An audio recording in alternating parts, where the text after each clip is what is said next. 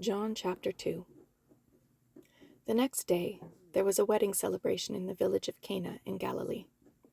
Jesus' mother was there, and Jesus and his disciples were also invited to the celebration. The wine supply ran out during the festivities, so Jesus' mother told him, "They have no more wine." "Dear woman, that's not our problem," Jesus replied. "My time has not yet come." But his mother told the servants, "Do whatever he tells you." Standing nearby were 6 stone water jars, used for Jewish ceremonial washing. Each could hold 20 to 30 gallons. Jesus told the servants, "Fill the jars with water." When the jars had been filled, he said, "Now dip some out, and take it to the master of ceremonies." So the servants followed his instructions. When the master of ceremonies tasted the water that was now wine, not knowing where it had come from, though, of course, the servants knew, he called the bridegroom over. "A host always serves the best wine first," he said. "Then, when everyone has had a lot to drink, he brings out the less expensive wine. But you have kept the best until now."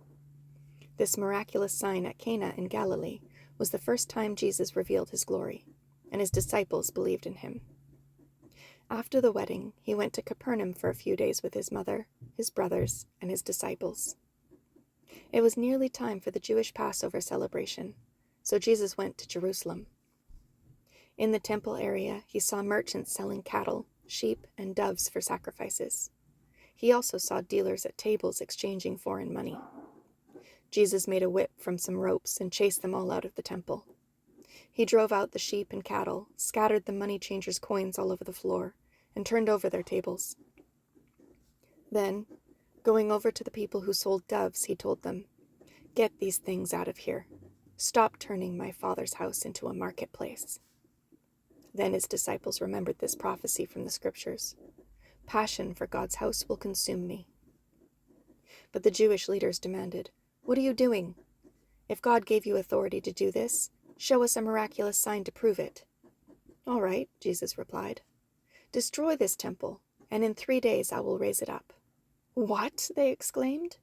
"It has taken 46 years to build this temple, and you can rebuild it in 3 days?" But when Jesus said this temple, he meant his own body.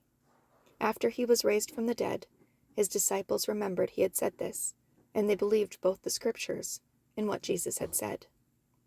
Because of the miraculous signs Jesus did in Jerusalem at the Passover celebration, many began to trust in him. But Jesus didn't trust in them, because he knew all about people.